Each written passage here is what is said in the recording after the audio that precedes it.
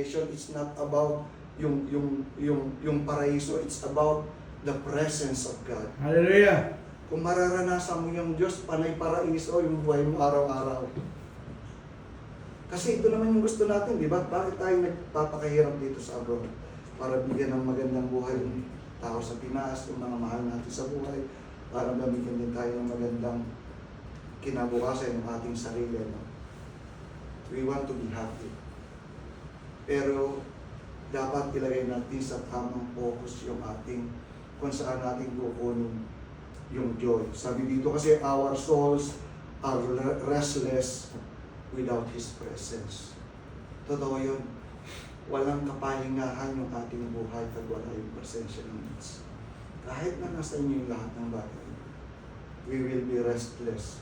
Kasi nga, ang buhay natin nasa Diyos lang, na andoon yung tunay na kapahingahan. Yes. At meron pang isang tunay na kapahinga, katulad niya pinapatutuan ni Pastora Jane, pag kinuhanan tayo ng Diyos, yun ang tunay na you will be with the God Hallelujah. forevermore. At aandun ka na sa langit. Ano yung description ng langit? Sabi doon, wala na doon paghihirap, wala nang sakit, wala nang kalungkutan. Saan ka pa? Di ba? So, yung kunin ka ni Lord, yun yung ating premyo. Dahil dito, marami pa tayong mararanasang sakit. We are imperfect, living an imperfect world. Marami tayong mararanasan. Pero pag ganun pa man, because we know God, we can still be joyful in His presence. Kasi kailangan talaga, mag-dwell tayo sa Kanya.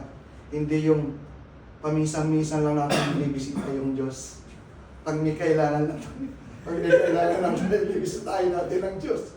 Diba yung lagi ko nga sinasabi na yung sample ka, yung ating Panginoon nagiging ng pengi noon. Panahingi ng hingin. Pengi noon, pengi nito, di ba? Kaya lang maraming beses sa mga tao na hindi nakakakilala sa Panginoon, para bang ginagawa nilang genie, yung Panginoon, yung lampara na, ano niya ba yung genie na pag kinis-kiss, humingi ka ng 3 kahilingan at ibibigay ko sa'yo. Parang at times, maraming tao or maybe tayo sa ating sarili, may mga pagkakataon na nakakalimutin tayo. At ang nilalapitan lang natin ng Diyos pag may kailangan tayo. But it should not be the case, ano? Sabi dito, kailangan tayong magbabad, mag-dwell tayo sa presensya ng Diyos. Para maranasan natin yung tunay na kagalakan, ano? Ito yung tunay na yung mag-immerse ka ba, sabi yung title natin, immerse in God's presence. Para bang yung isda, ano, na ando nakalubog sa tubig, sa dagat. Pag inilis mo siya sa dagat, iba, sisingap-singap siya hanggang siya mamatay. Ganun tayo, dapat nakalubog tayo sa presence ng Diyos. Na pag umalis tayo sa presence ng Diyos, hindi tayo magsusurvive. Dapat ganun tayo, ano? Every day of our lives, pag-gising pa lang natin sa umaga, makipag-connect na tayo sa Diyos. Makipag-kausapin na natin ang Diyos. At sabihin natin yung pasasalamat natin, yung papuri natin. Alam niyo po ba na, sabi nga, pag-gising pa lang sa umaga, blessing na. Amen. Minsan naghahanap kayo ng regalo mula sa Diyos. Alam niyo po ba, habang natutulog kayo, yung puso nyo, 20,000 times tumitibok kahit tutulog kayo. Imagine yung 20,000 blessings na binibigay sa inyo ng Diyos araw-araw. Hallelujah. Yung iba, pagtulog, hindi na nagigising. But ngayon, ito malakas tayo. Imagine that 20,000 times na blessing.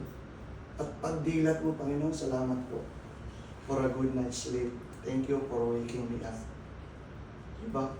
Ang sarap ng blessing. Pag-gising mo nga sa umaga, do alam mo, may makakaharap kang trials, problems, o yung nakakapagod na trabaho.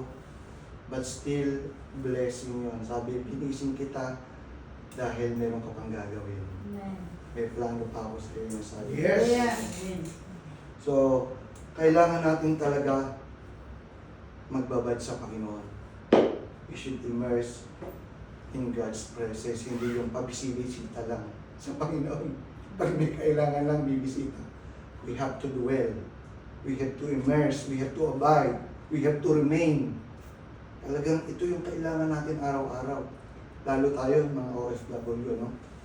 Minsan, hindi natin kasama yung pamilya. Hindi tayo nag-iisa, no? Kasama natin ang Diyos. Kahit malayo tayo dun sa ating mga pamilya. At ang sinasabi niya, in my presence, there is fullness of joy. Amen. Kaya, huwag natin papakawalan yung presence ng Diyos. Secondly, ang sabi dito is,